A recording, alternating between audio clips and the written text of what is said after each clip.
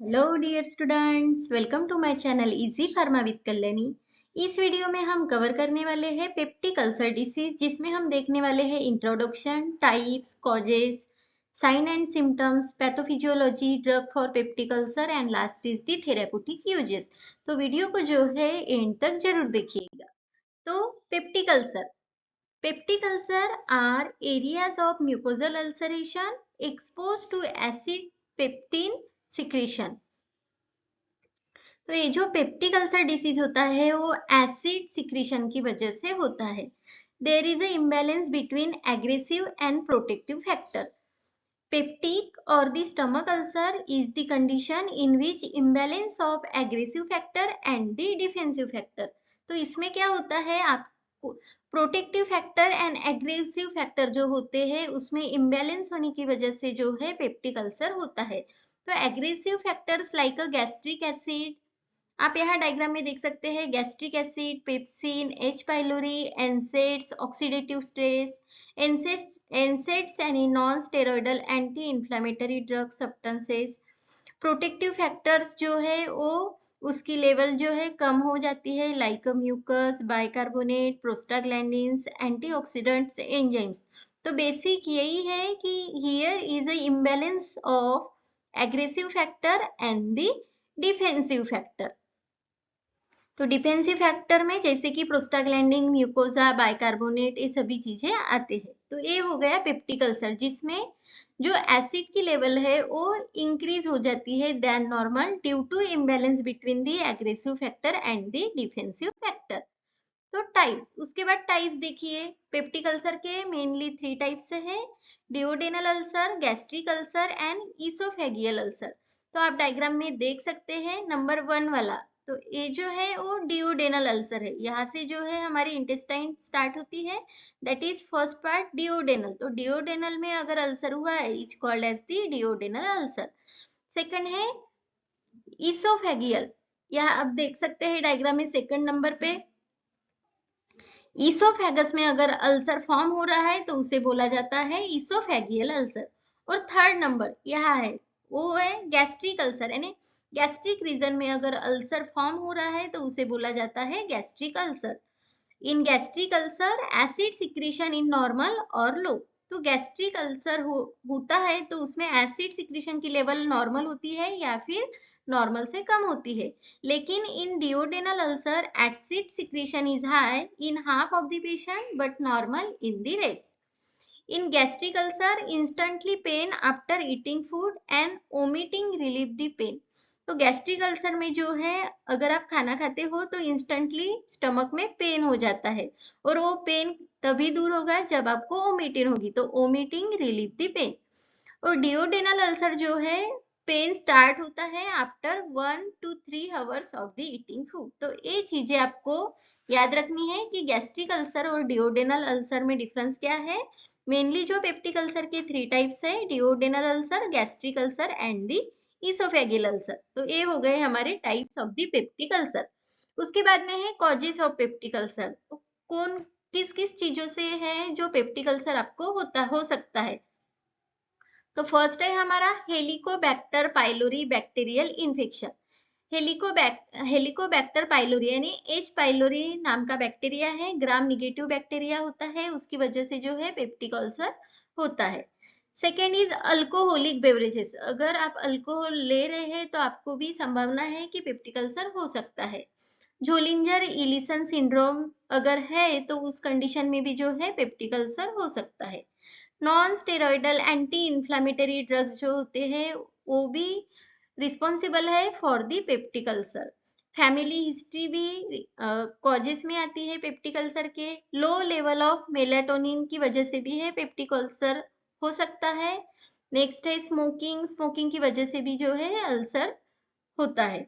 और hyper kalaemia यानी calcium level की, जो कैल्शियम की लेवल है वो इंक्रीज होना, which is the cause of the peptic ulcer. और एक्सेसिव स्ट्रेस की वजह से भी जो है पेप्टिक अल्सर होता है। तो these are the causes of the peptic ulcer. Most of the जो है एच पाइलोरी इन्फेक्शन से ही पेप्टिक अल्सर होता है, और एनसेड्स यानी बहुत कम परसेंट रिस्पॉन्सिबल होते हैं others factor. Most of the 95% H pylori infection ही रिस्पॉन्सिबल होता है for causes of the peptic ulcer. उसके बाद में है sign and symptoms of the peptic ulcer, जैसे कि loss of appetite, pain in your stomach, indigestion, heartburn, nausea, bloating, stool discoloration. तो ये साइन एंड सिम्टम्स है पेप्टिक अल्सर के। अगर इसमें से कोई भी आपको ऑब्जर्व दिखाई दे रहा है तो तुरंत डॉक्टर के पास जाइए पेप्टिक अल्सर के चेकअप के लिए। यानी इस ये साइन एंड सिम्टम्स डिटरमाइन कर सकते हैं कि आपको पेप्टिक अल्सर है या नहीं है। उसके बाद में आती है pathophysiology of the peptic ulcer. तो पेप्टिक अल्सर जो है किस किस चीजों से होता है, तो देखिए peptic ulcer is a imbalance between acid secretion and gastric mucosal defences. तो ये मेन प्रॉब्लम है हमारा पेप्टिक अल्सर के लिए। तो यहाँ आप डायग्राम में देख सकते हैं गैस्ट्रिक लुमेन, गैस्ट्रिक म्यूकोजा। ये जो गैस्ट्रिक म्यूकोजा लेयर है वो डैमेज हो रही है, that is the peptic ulcer condition. तो ये किस किस चीजों से होती है, अल्सरेजेनिक इंजुरियस स्टिमुलाई की वजह से, जिसमें आते हैं NSAIDs, bile salts, alcohol, H pylori and hydrogen ions. तो ये फैक्टर्स रिस्पॉन्सिबल होते हैं पेप्टिक अल्सर के लिए। तो गैस्ट्रिक म्यूकोजल सेल है वो यहाँ डैमेज हो जाती है एंड इन्फ्लामेशन ऑकर होती है। एनसेड्स इसलिए रिस्पॉन्सिबल है क्योंकि ये हमारा जो कॉक्स साइक्लोऑक्सीजिनेस जो एंजाइम है उसको इनिबिट करती है। साइक्लोऑक्सीजिनेस ये जो आप नीचे में पूरे फैक्टर्स देख रहे हैं वो गैस्ट्रिक म्यूकोजल हीलिंग के लिए यूज होते हैं, यानी इसके अगेंस्ट जो वर्क करते हैं वो ऊपर है, which are the responsible for the our ulcer condition. तो पैथोफिजियोलॉजी में यही है कि जो NSAIDs, bile salts, alcohol, H pylori, hydrogen ions, ये जो फैक्टर्स है वो रिस्पॉन्सिबल है फॉर दी अल्सर कंडीशन। तो अब नीचे देखिए जो प्रोस्टाग्लैंडिन है, साइटोकाइनिन है, ये सभी चीजें जो है वो हील करने के लिए यूज होते हैं। यानी ये जो है प्रोस्टानोइड्स, नाइट्रिक ऑक्साइड, ये रिलीज होने के बाद ब्लड फ्लो में आते हैं और ये डैमेज हो गई म्यूकस लेयर है उसको हील करते हैं। तो ये हो गई हमारी पैथोफिजियोलॉजी। तो हमने जो है अल्सर के बारे में सभी चीजें देख ली, sign and symptoms, causes, ulcer क्या होता है, कौन से फैक्टर इम्बैलेंस होते हैं, ये सभी। तो उसके बाद एंटी अल्सर ड्रग्स क्या होते हैं। Anti ulcer drugs are used for the prevent and treat ulcer formation in the gastrointestinal tract. तो जो अल्सर फॉर्म हुआ है उसके ट्रीटमेंट के लिए जो ड्रग हम यूज कर रहे हैं प्रिवेंशन के लिए, ट्रीटमेंट के लिए, तो उस एजेंट को बोला जाता है anti ulcer drugs. The agent which are used in the treatment of peptic ulcer is called as the anti-ulcer agent। तो ये भी बहुत सिंपल डेफिनेशन है, आप जो है याद रख सकते हैं। तो ये हो गई एंटी अल्सर ड्रग्स क्या होते हैं उसके बारे में। उसके बाद में कौन कौन से ड्रग आते हैं पेप्टिक अल्सर के ट्रीटमेंट के लिए। तो drugs for the peptic ulcer, तो most of the 4 main categories है। गैस्ट्रिक एसिड सिक्रीशन इनहिबिटर्स, तो हमने देखा था कि गैस्ट्रिक एसिड सिक्रीशन से जो है अल्सर हो रहा है क्योंकि उसमें एसिड की लेवल इंक्रीज हो रही है, तो हम gastric acid secretion inhibitors use करेंगे। गैस्ट्रिक एसिड न्यूट्रलाइजर्स, यानी एसिड है तो वहां हम बेसिक चीजें ऐड करके उसको न्यूट्रलाइज करके भी उसकी लेवल जो है कम कर सकते हैं। अल्सर प्रोटेक्टिव, यानी जो अल्सर हो रहा है तो वहां प्रोटेक्टिव कवरिंग लगाकर हम अल्सर प्रोटेक्टिव का यूज करके भी पेप्टिक अल्सर का इलाज कर सकते हैं। And last is the anti H pylori drugs, यानी जो एच पाइलोरी बैक्टीरिया है, ग्राम निगेटिव बैक्टीरिया, उसको किल करने के लिए भी हम जो मेडिसिन लेंगे तो वो भी जो है अल्सर हील करने के लिए यूज होंगे। तो वन बाय वन सभी देखते हैं। गैस्ट्रिक एसिड सिक्रीशन इनहिबिटर्स, जिसमें आता है H2 एंटी हिस्टामाइंस। तो हिस्टामाइंस जो है उसको ब्लॉक कर देंगे, हिस्टामाइंस जो केमिकल है उसको H2 एंटी हिस्टामिनिक्स। तो इसमें आप एक चीज देखते होंगे कि इसके सफिक्स में जो है टिडिन टिडिन लगा है, जैसे कि cimetidine, ranitidine, famotidine and the roxatidine. तो ये सभी ड्रग है H2 एंटी हिस्टामाइंस में। उसके बाद में है एंटीकोलिनर्जिक्स। एंटीकोलिनर्जिक्स में आते हैं पायरेंजेपिन, प्रोपेंथेलिन, ऑक्सीफेनोनियम, ये ड्रग आते हैं हमारे एंटीकोलिनर्जिक। ने कोलिनर्जिक की वजह से सिक्रीशन हो रहा है, तो एंटी कोलिनर्जिक देंगे तो वो ब्लॉक कर देगा, यानी वहां सिक्रीशन नहीं होगा, तो हम एंटी कोलिनर्जिक्स यूज करते हैं। उसके बाद है प्रोटॉन पंप इनिबिटर। तो प्रोटॉन पंप यानी हाइड्रोजन आयंस जो है वो इंक्रीज हो रहे थे, तो उस पंप को जो है हम ब्लॉक कर देंगे। तो प्रोटॉन पंप यानी प्रोटॉन की जो लेवल है वो इंक्रीज नहीं होगी, स्टॉप हो जाएगी, तो उसमें ड्रग आते हैं प्राजोल वाले। सभी सफिक्स में जो है प्राजोल लगा है, जैसे कि omeprazole, esomeprazole, pantoprazole, lansoprazole, rabeprazole and the dexrabeprazole. तो ये सभी ड्रग आते हैं आपके प्रोटॉन पंप इनिबिटर में। तो इसमें जो है ज्यादातर एग्जाम्स में क्वेश्चन पूछा जाता है कि which of the following is proton pump inhibitor, तो आपको जो है ये याद रहनी चाहिए। उसके बाद में है प्रोस्टाग्लैंडिन एनालॉग, यानी प्रोस्टाग्लैंडिन हमने देखा था पैथोफिजियोलॉजी में, ये यूज होता है हीलिंग के लिए, तो उसका एनालॉग हम यूज कर सकते हैं, जैसे कि एग्जांपल है मीसोप्रोस्टोल।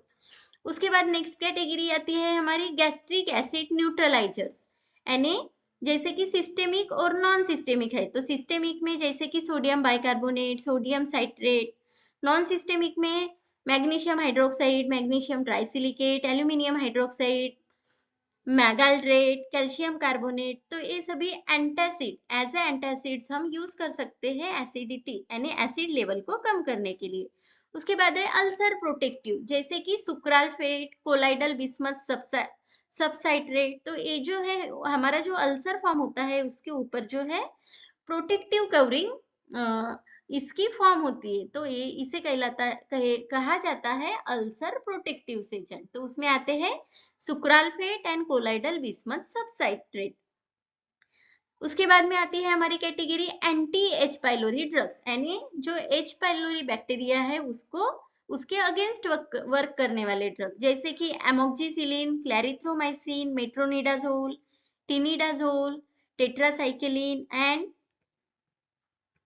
Colloidal bismuth subcitrate. इसके कुछ जो है एडवर्स इफेक्ट है, interactions, drug interactions and the contraindications भी यहाँ दिए गए हैं। Adverse effects like a headache, dizziness, bowel upset, cimetidine cause the gynaecomastia, galactorrhoea as it is anti androgenic and increase the prolactin level. तो ये सभी adverse effect जो है हो सकते हैं during the anti ulcer drug therapy. उसके बाद में इंटरैक्शंस में it inhibit the CYP 450, cytochrome P450 leads to inhibit the metabolism of many drugs so that they accumulated to toxic level. Example theophylline, warfarin, phenytoin, quinidine, तो इन सभी drug के साथ जो है हम एंटी अल्सर एजेंट नहीं ले सकते, क्योंकि ये जो है CYP 450 यानी जो एंजाइम है उसको इनिबिट करते हैं, उसकी वजह से जो है मेटाबॉलिज्म इनिबिट होता है और उनका एक्यूमुलेशन हो सकता है, क्योंकि ये टॉक्सिक है इसीलिए। और कॉन्ट्राइंडिकेशन यानी रेनल इंपेयरमेंट में हम जो है एंटी अल्सर थेरेपी नहीं दे सकते, हेपेटिक फेल्यूर में भी जो है हम एंटी अल्सर थेरेपी जो है वो नहीं दे सकते। तो कॉन्ट्राइंडिकेशंस में आते हैं renal impairment and the hepatic failures. उसके बाद में थेराप्यूटिक यूजेस, यानी ये जो एजेंट है हम कहाँ कहाँ यूज कर सकते हैं, तो जैसे कि promote the healing of duodenal and gastric ulcer, NSAIDs induce ulcer, providing long term treatment of pathological GI hyper secretory conditions, reduce the gastric acid production and prevent the stress ulcer and the Zollinger Ellison syndromes में जो है हम anti ulcer drugs जो है use कर सकते हैं। तो ये हो गए therapeutic uses. So thank you dear students for watching the video अच्छा लगे तो वीडियो को लाइक जरूर करें, दोस्तों के साथ शेयर करें, अगर कुछ क्वेरी है तो कमेंट करें, अभी तक आपने चैनल को सब्सक्राइब नहीं किया है तो सब्सक्राइब जरूर कीजिए।